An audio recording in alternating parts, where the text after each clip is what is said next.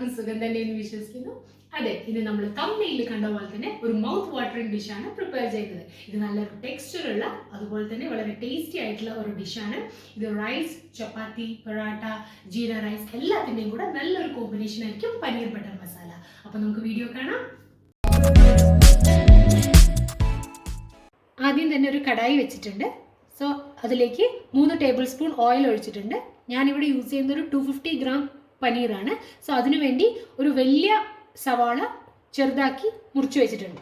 ചെറിയ ഉള്ളിയാണെങ്കിൽ 2 സവാള യൂസ് ചെയ്യാം. ഞാനിവിടെ ഒരു വലിയ സവാള ചെറുതായി മുറിച്ച് വെച്ചിട്ടുണ്ട്. അത് ഞാനിപ്പോൾ ആഡ് ചെയ്യാണ്.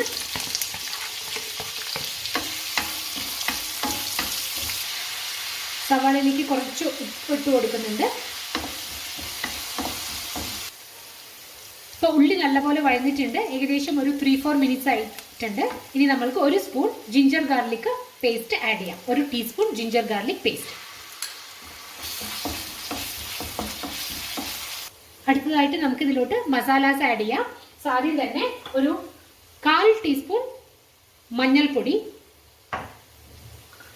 ഒരു 3/4 ടീസ്പൂൺ മുളക് പൊടി, അതിനുശേഷം 1/2 മുതൽ 3/4 ടീസ്പൂൺ ഗരം മസാല.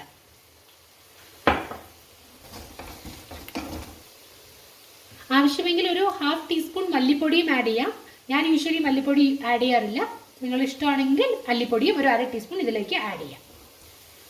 മസാലാസ് എല്ലാം നല്ലപോലെ ഫ്രൈ ആയിട്ടുണ്ട്. അടുത്ത നമുക്ക് തക്കാളി ആഡ് ചെയ്യണം. ഒരു 2 മീഡിയം സൈസ് തക്കാളി ചോപ്പ് ചെയ്ത് വെച്ച് നമുക്കിതിലേക്ക് ആഡ് ചെയ്യാം.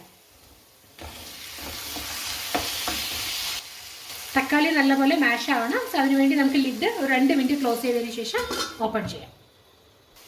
ഇപ്പോൾ ഇവിടെ തക്കാളി നല്ലപോലെ തന്നെ മാഷ് ആയിട്ടുണ്ട്. ഇനി നമുക്ക് ഗ്യാസ് ഓഫ് ചെയ്യാം. ഇത് കൂൾ ഡൗൺ ആയതിനു ശേഷം നമുക്കിത് മിക്സിയിൽ നല്ലപോലെ പേസ്റ്റ് ആക്കി അരച്ചെടുക്കാം.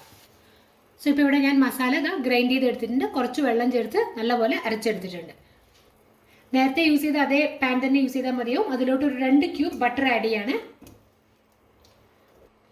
നേരത്തെ നമ്മൾ മസാലയ്ക്ക് വേണ്ടി ഉള്ളിയെല്ലാം വഴറ്റിയപ്പോൾ ഓയിലാണ് ഞാൻ യൂസ് ചെയ്തത്.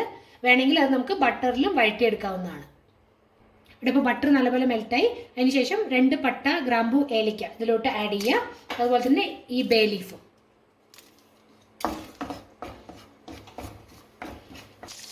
അതിനുശേഷം ഒരു ചെറിയ കഷ്ണം ഇഞ്ചി നീളത്തിൽ അരിഞ്ഞത്, ഒരു 2 പച്ചമുളകും നീളത്തിൽ അരിഞ്ഞത് ഇതിലേക്ക് ആഡ് ചെയ്യാം. ഇത് ജസ്റ്റ് ഒന്ന് സോട്ട് ചെയ്താൽ മതി. അതിനുശേഷം നമ്മൾ പ്രിപ്പയർ ചെയ്ത് വെച്ചിരിക്കുന്ന ഈ പേസ്റ്റ് ഇതിലോട്ട് ആഡ് ചെയ്യാം. പേസ്റ്റ് ഇപ്പോൾ ഇവിടെ കുറച്ച് കട്ടിയാണ്. സോ നമ്മുടെ ആവശ്യാനുസരണം കുറച്ച് വെള്ളം ഇതിലേക്ക് ആഡ് ചെയ്ത് കൊടുക്കാം. വെള്ളം കൂടി പോവരുത്, നോക്കി കുറച്ച് വെള്ളം മതിയാവും. ഞാനിപ്പോൾ ഇതിലോട്ടൊരു 1/2 കപ്പ് തൊട്ടൊരു 3/4 കപ്പ് വരെ വെള്ളം ഇതിൽ ആഡ് ചെയ്തിട്ടുണ്ടാവും. നമുക്ക് ഗ്രേവിയുടെ തിക്നെസ് എത്ര വേണോ അതനുസരിച്ച് വെള്ളം ആഡ് ചെയ്യാം. കൂടുതലാവരുത്. ഈ ഗ്രേവി നല്ലപോലെ ഒന്ന് തിളച്ചതിന് ശേഷം നമുക്കിതിലോട്ട് പനീർ ക്യൂബ്സ്, കട്ട് ചെയ്ത് വെച്ച പനീർ ക്യൂബ്സ് ഇതിലോട്ട് ആഡ് ചെയ്യാം. ഒന്ന് തിളച്ച് ഒരു 2 മിനിറ്റ് തിളച്ചോട്ടെ. ഇപ്പോൾ ഇവിടെ മസാല നല്ലപോലെ തിളച്ചിട്ടുണ്ട്. പീസ് ആഡ് ചെയ്യണം എന്നുള്ളവർക്ക് ഈ സമയത്ത് പീസ് ആഡ് ചെയ്യാം. ഫ്രോസൺ പീസ് അല്ലെങ്കിൽ നമ്മൾ നേരത്തെ വേവിച്ച് വെച്ച പീസ് ഏതാണ് യൂസ് ചെയ്യുന്നത് വെച്ചാൽ ഈ സമയത്ത് ആഡ് ചെയ്ത് അതൊന്ന് ബോയിൽ ആയതിനു ശേഷം പനീർ ആഡ് ചെയ്യാം. ഞാനിവിടെ ഡയറക്റ്റ്ലി പനീർ ആഡ് ചെയ്യാണ്. ഞാനിവിടെ 250 ഗ്രാംസ് പനീറാണ് യൂസ് ചെയ്യുന്നത്. ഇപ്പോൾ ഒരു ലോ ഫ്ലെയിമിൽ ഒരു 2 to 3 മിനിറ്റ്സ് പനീർ നല്ലപോലെ കുക്കായിട്ടുണ്ട്. അത്ര മതിയാവും. ഇനി നമുക്ക് ഒരു 1/2 ടീസ്പൂൺ കസൂരി മേത്തി ഇതിലോട്ട് ആഡ് ചെയ്യാം.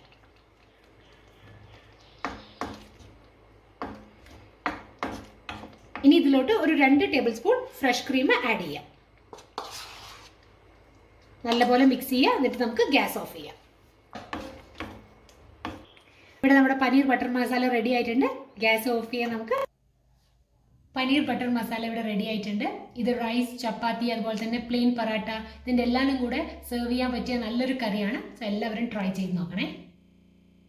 വീഡിയോ ഇഷ്ടമായാൽ please like, share and subscribe to my channel. തൊട്ടടുത്തുള്ള ബെൽ ഐക്കൺ കൂടി ഒന്ന് പ്രസ് ചെയ്യണേ. Thanks for watching. Stay safe. Love you all.